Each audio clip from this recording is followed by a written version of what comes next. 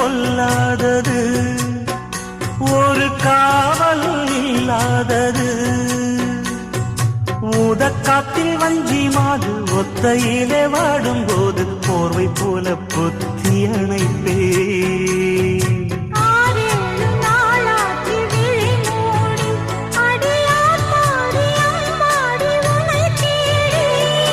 நீதானே மானே என் இளஞ்சோடி, உனை நீங்காது என்றும் என் உயிர் நாடி.